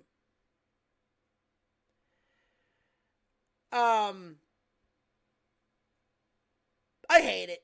I hate the fact that it's 76 teams. It makes no fucking sense. How are you going to decide the 76 teams? Oh, well, we're going to put... You want to put more fucking teams that are from the big conferences in it. Just because Auburn didn't get in because they were under 500 and they put... No. Fuck you. These mid-major teams need to get in more than you think. Oh, we do have some breaking news out of the NFL. It was just announced. If you follow the sport, you'll know the name because he was one of the top free agent wide receivers left. But the Vikings have signed Jawan Jennings to a $13 million contract. We'll get back to that because the NFL has some other news that I want Ryan to rant about. But Ryan, go ahead about the NCAA. Go about the NCAA. Stop adding teams. Nobody fucking cares that much. Do you agree? You guys are driving me fucking nuts with this shit. Do you agree if they made one expansion, it should have just been add 32 extra fucking teams and just make it one expansion? No. That's the exact opposite of what you do. I mean, I get why they're doing it. They want the money. They want the human monies. Human monies are nice, but fuck, man. If we're going to get to a point where NCAA is going to last for 10 fucking months. No, that's college football. We'll get to that. No, period.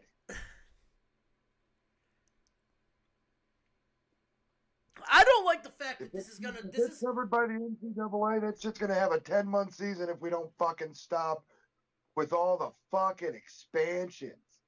God. Well, if you added, like, let's just say, hypothetically, you made it 96 teams. Hypothetically. All you would have to do is, it would be, the play-in games would be Tuesday and Wednesday. The first weekend would be Thursday, Friday. It wouldn't expand into, you wouldn't add any extra time. You would add extra days that they already do in Monday and Tuesday. Or Tuesday and Wednesday, sorry. Because they already do that anyway with the play-in games. They start at Tuesday, Wednesday, and then start round one Monday, Tuesday. Or, Saturday, Sunday. than Thursday, Friday. Like, they already do that week. That first week is already prepared. So almost 100 teams is fucking retarded. So is 90% of the other fucking shit they do that makes zero fucking sense. Where we have the NIT, which is 32 teams, which we have another tournament that's 64. That's 52 teams. Figure that one out.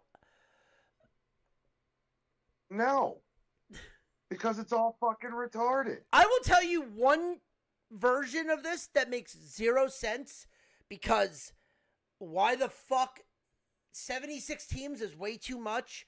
You should really actually shorten the fucking tournament, and it's with the women. 76 teams for the tournament for the women makes zero sense. Because let's face it, Ryan, you don't watch barely any college basketball. I bet you could name the powerhouses in women's college basketball. Yeah, because there's only like 2 of them. Yep. There's 4 maybe, but you get the point. You want to take a shot in the dark of who they might be? Not especially. Okay, I'll tell you right now. James, you want to crack at this? Because I'll say it right now. I know about as much about basketball as... Yeah, I don't know shit about basketball. It's UConn, Texas, South Carolina, and Duke. It used to be Tennessee, but one of the greatest coaches of all time passed away. But other than that, you need 76 teams? Who the fuck cares for the women's game? Caitlin Clark ain't walking through that door anytime soon to take Iowa to another fucking division, to make it to another Final Four. You need to condense the women's game to make it more entertaining. The men's game, fine. I understand the expansion, because at least the men's game, you have teams, 76 teams. Yeah, you can have some entertaining matchups. The mid-majors could always strike fear into another team. But that makes as much sense as college football expanding to 24 fucking teams in the playoffs. Wait, what? Yeah! Get ready for this shit next year. Next year, not this season, next season, we're getting a 24-team fucking playoff. That seems stupid as fuck. Oh, you remember how, remember how this year, week 0 has been maybe like 5-6 games? Yeah. Next year, it's week 0 is week 1.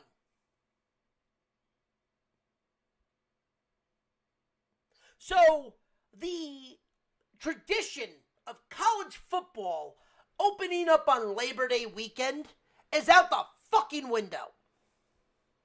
All right, so, okay, no, the Coaches Association has put that out there. They have not decided yes or no on it. Oh, it's gonna pass because they can make more money. It's gonna pass. They just gotta get through this season. Like, as much as anyone wants to turn around and say, oh, it's not gonna pass, bullshit. They're getting more money lined in their pockets. It's gonna fucking pass. We're gonna get a 2014 playoff next year. The 2028 season.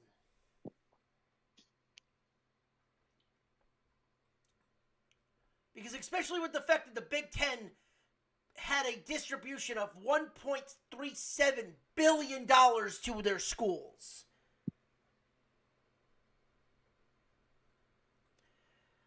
When is enough enough? Fine, you want to add 24 teams?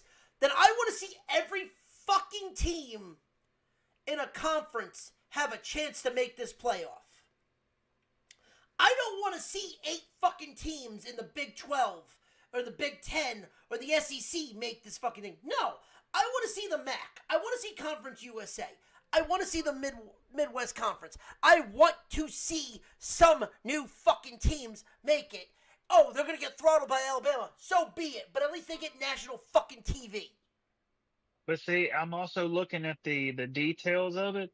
They also want to do away with conference championship games. Yeah, that's complete horseshit.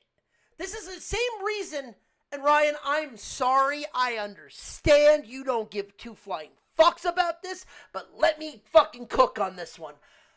They want to take away Army-Navy from us, too. No.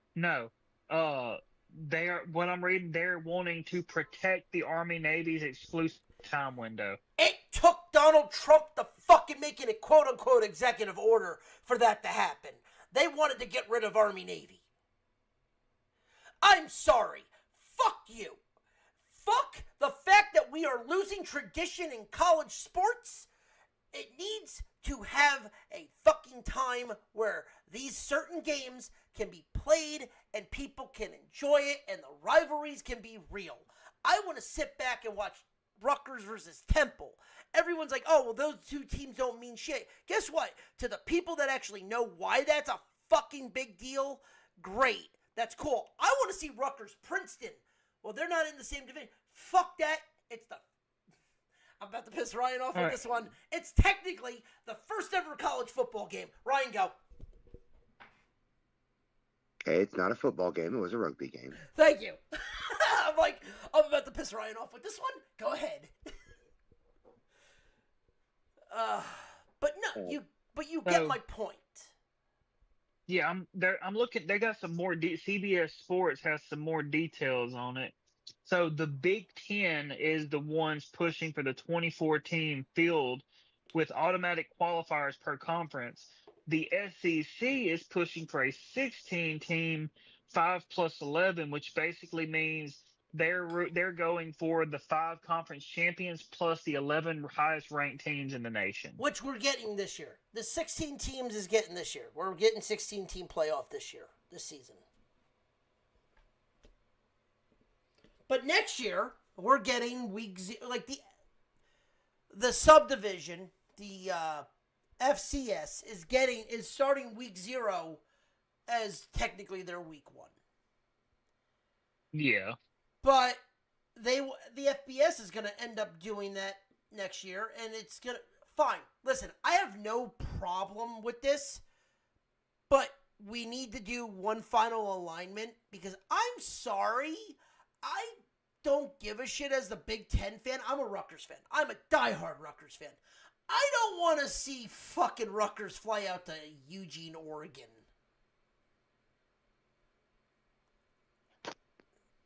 That's not Big Ten. Like Atlantic Coast Conference, I don't want to see a team from Texas be in the Atlantic Coast Conference.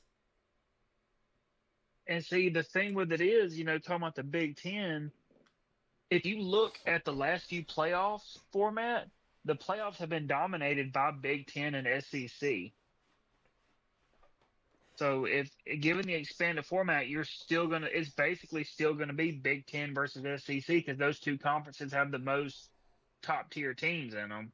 But not really. If you do, every conference champion makes this playoff. You are still doing 2, 3, 4, 5. 11 of the 24 spots are filled. Yeah. And then you add in the teams. Then you have a committee add in the teams that need to be there. But you can't complain that no one has a chance. It's the same thing with the NCAA for the basketball tournament. Every conference has a chance to win. And see, I'm about to say something, Ronnie, and I know it's going to surprise the hell out of you just for the way you're talking now. I was born and raised an Alabama fan, and I will tell you, we should not have been in the playoffs last year. No, it should have been Notre Dame. No. Until Notre Dame joins the conference, I don't think they should get that automatic bid. No, they had a better record than Alabama. But yeah, but we had tiebreakers in the SEC though. We'll talk about that when we get to college football. Ryan, I know you don't care. I'm giving you the floor to open up to whatever can of worms you want to do. About? Oh, I'm talking about this. Go rant. Fucking have fun. I don't know what to rant about. Because I know in your reality that you've been burnt out by fucking college football. Well, I am, and it's not just me. Like I know other people that are diehard NCAA fans, and I used to be a diehard NCAA fan. James remembered, fucking all season long, I'm fucking running around, sporting everything that I can. That's fucking University of Miami. But Yeah. they keep changing rules. They keep fucking switching conferences. We got teams without conferences. Now we want to add more teams to the fucking playoff. I'm done. You got congratulations, fucking NCAA. You have burned me the fuck out on your sport. I don't give a shit about any of it. It used to be easy to fucking follow. Now I want to ram my fucking head into a wall. See, I've been the same way with NCAA ever since the NIL. I couldn't care less, honestly, at this point. But the NIL isn't a problem with college football. They were getting Yes, paid. it is. They were getting paid anyway. The NIL wasn't an issue. It's the fact that the recruiting now is the issue. Because now it's turning into free agency. Which, by the way, give it time and give it a couple weeks, or give it a year or two, the NIL deals are going to fucking stop real quick. Because they're gonna put a fucking plateau on that.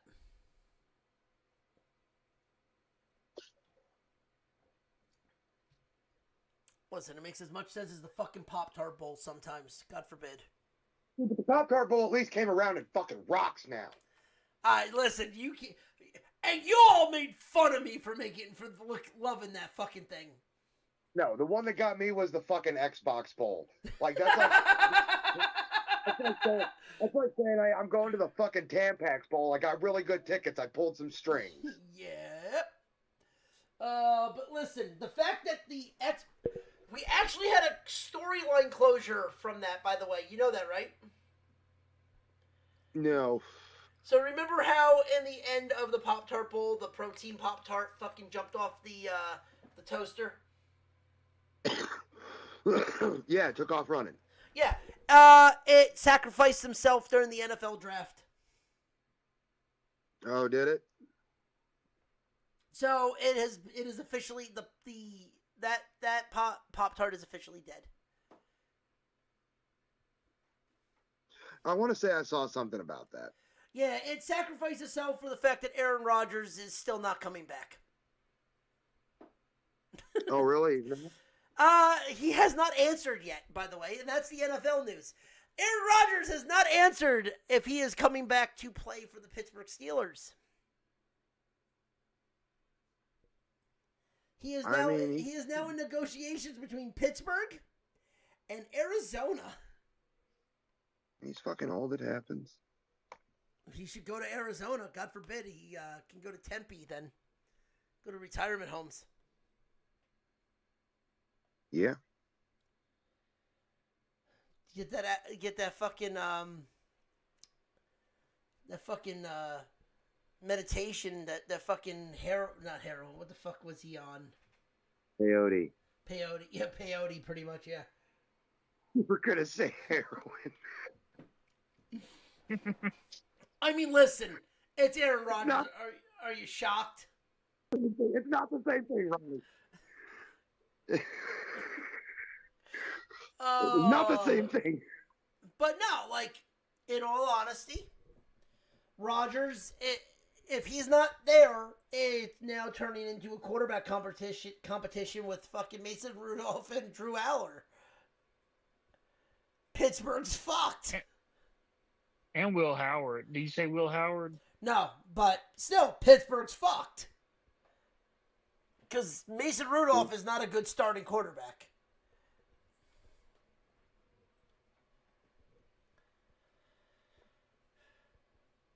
The reports are that he is planning on resigning with the Steelers. But he's Those are probably those good. Until I see it, it didn't happen. exactly. He's waiting. He's pulling a Brett Favre right now. He's waiting until like halfway through minicamp. Right. So he's gonna resign halfway through minicamp, and then like he's not gonna start 2 out of 3 preseason games. And hey, Aaron Rodgers is back. Cool.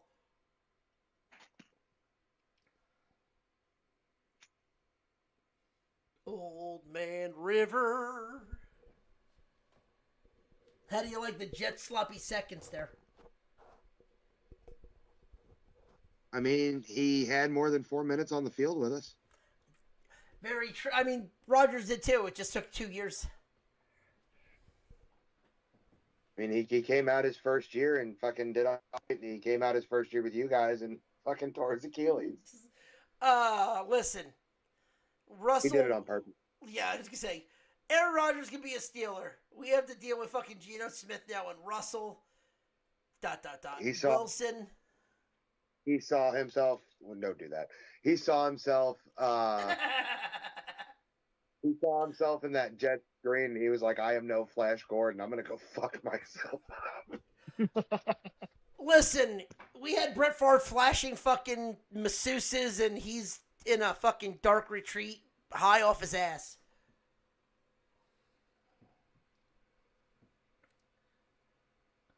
It's the Packers way, right? Yep. I mean, listen, we all knew Aaron Rodgers was always on something since that Monday night game where he fucking showed up high as a kite in the greatest post-game interview of all time. You've seen that, right? Where Rodgers almost pulled not tore something, but he ended up missing like the rest of the first half of the opening day. Comes out high as a fucking kite on pain pills. No, I didn't see I that. am sending you that when we're done with the show. Oh my God, Aaron Rodgers' eyes are so dilated, it's not even funny.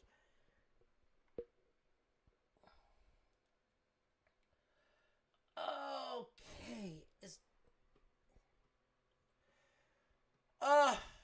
actually, that's really it for sports. Is there anything that you want to talk about in entertainment?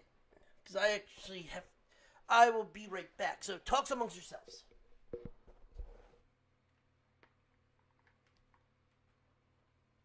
I don't know what to talk about. I don't either. There really hadn't been much going on.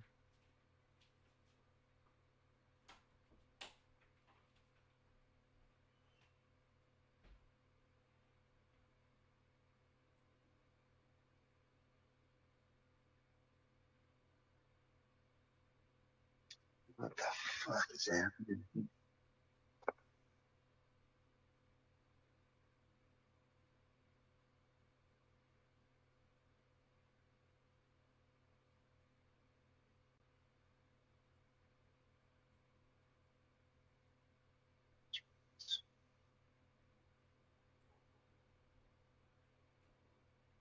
Let's Google some entertainment news because I don't keep up with like a whole lot of shit.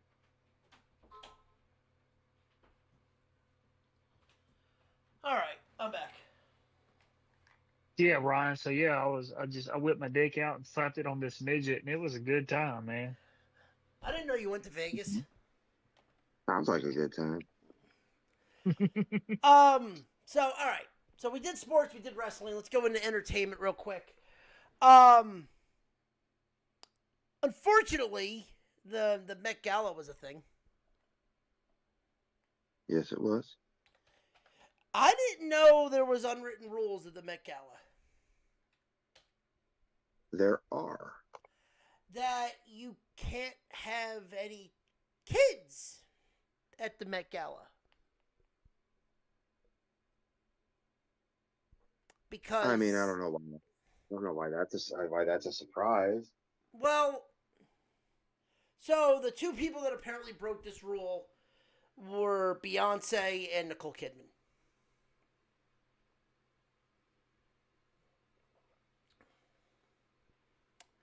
Now, with all the shit that's been happening with Beyonce, with Jay-Z, and the whole Diddy thing, is anyone shocked that she didn't want her kid by her side to watch her? Not really. That's the one thing. Like, Nicole Kidman, I don't really know why her kid was there, but okay. I think the funniest thing was Bad Bunny showing up as an old man. That's pretty funny, yeah. I mean, but again, it's the most pretentious fucking... It's the most pretentious fucking party that you could ever go to for the fucking people that stick their nose in the fucking air at everybody else. Oh, I'm going to the Met Gala. Cool. Meanwhile, you got Timothée Chalamet sitting courtside at the Knicks game because fuck the Met Gala.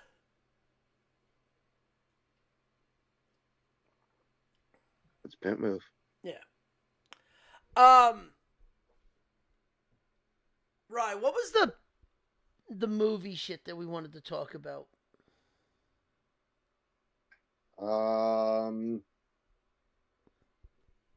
know, something about the horror movie genre and all these remakes they got coming up.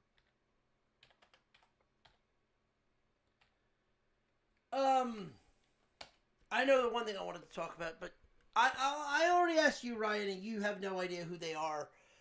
James, do you know who Angel Studios is? No, I do not. Okay. Angel Studios is a movie studio that is very conservative, highly Christian. They've done a lot of movies where it has been a lot of focused on like God and stuff like that. Like they've done David and Goliath. They've done a lot of those type of movies. I do think I've seen. I think I've heard of at least one thing that they've done. Which is like a comedy-based show about the Bible. okay. They've also done like things like Sound of Freedom, which is about the kids trafficking. They've done movies. They've done movies that are very highly like The Senior is one of their bigger ones that just happened recently. With Michael Chiklis, and it's a very they're very high end movies that are more focused towards wholesome family style movies. Nothing like over dramatic or anything like that. Not a big deal. Like, cool. There's a genre for everybody. Literally, probably would have been sponsored by a Karate Christmas Miracle, but go figure. It's a Karate Christmas Miracle. They're actually putting money, and we talked about this last week. They're putting money. They're distributing the Hershey movie.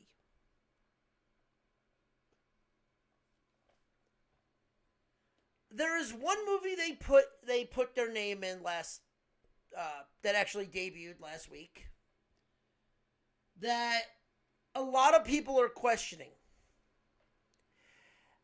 Have you ever heard of a movie or a book called Animal Farm? Oh my Yeah. God. Ryan, was that a yes? I didn't hear you. No, but I do have a NoFX album called Liberal Animation where a dude's fingering a sheep. That's literally the cover art. Like it's a painting. And on the vinyl, he's 69ing the sheep. That sounds like a typical Friday night for you, Ryan. That's a NoFX album, man. SoCal Punkers. So, James, you said, "Oh God." So, what do you know about? Sarah, what the fuck you mean typical night for me? Motherfucker, you live farther south than I do. I was waiting for you to fucking notice that he insulted you. You live farther south than me. Anything below Missouri is cousin fucker territory.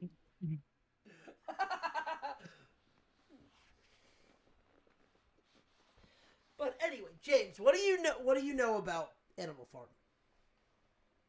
I know it's not about animals. Wow, riveting. That's fucking awesome. So, yes, it is not about quote unquote animals. Yes, no, you're absolutely right. It is a book about pretty much it is a quote unquote fairy tale story. First off, it is supposed to be about animals taking control over a farm, over their owners, to the point where a pig ends up being the dictator over the entire farm. Pretty much rebellion and hijack. Is the pig German? I'm not answering that. It was published in 1945. Jesus Christ. Just saying, by George Orwell. It was leading, but no. So it was actually Russian. In all honesty, it's based off of the Marxist system, and how like it was all Stalin and stuff like that. It was leading through like the Russian Revolution. Now, I say this because a company like Angel Studios, who's very God and like family friendly oriented, put their name behind this. Because it's animated and it had a lot of like, it was an Andy Serkis movie, it was Seth Rogen, people like that. Do you chalk this up to like them just putting their name on it because they thought it was going to get a return, or they actually believe this movie would have done good? Because it's not part of their focus on why they would put their name on something like this.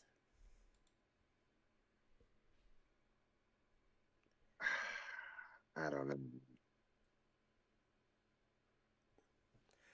Because, in all honesty, the movie did complete dog shit. It was I believe it was a $35 million budget, and it only made $1.3 million back.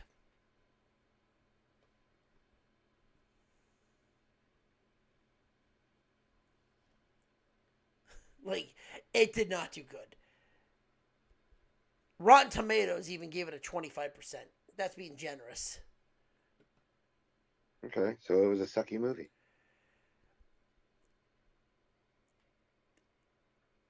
I mean, that's kind of an understatement.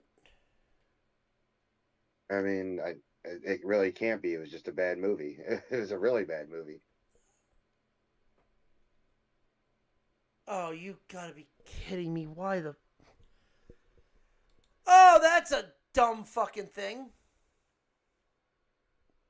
So Angel Studio also then decided to put out a hat called a Maffa hat.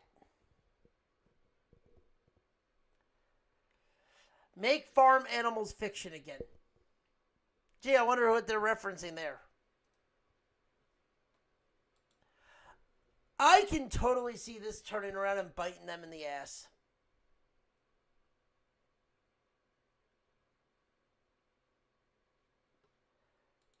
Like, Angel Studio has put out some good shit. They put out some wholesome shit. Why are they doing this? Why are they going into a movie that, first off, the book is fucking brutal. I've read the book.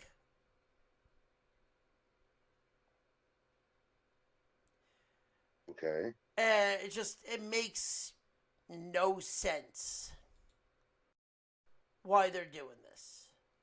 Like, did they think it was going to make money? Did they really think it was a money grab? Because it had nothing to do with really how they feel. Like, how they're...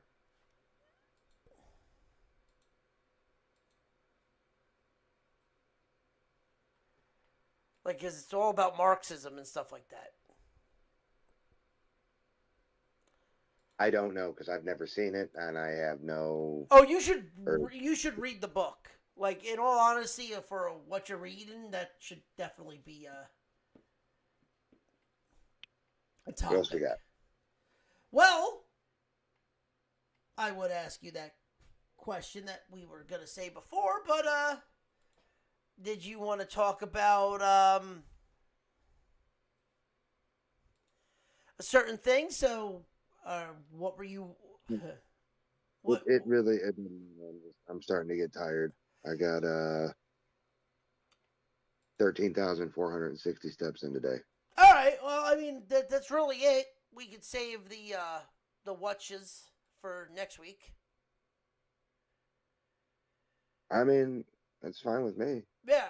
I mean, because like I said, that doesn't need to be done right this second. James, you have anything you want to add, or is there anything before we bring this home? No, I'm good. I'm good, man.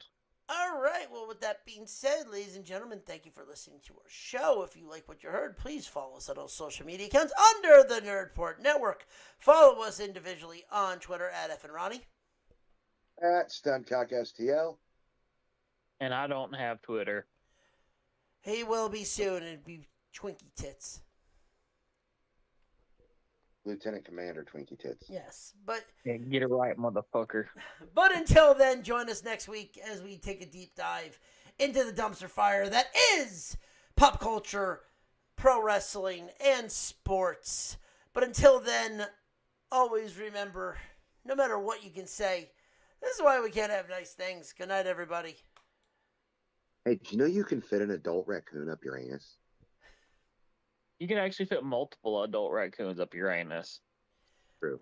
Okay there, Limmy Winks.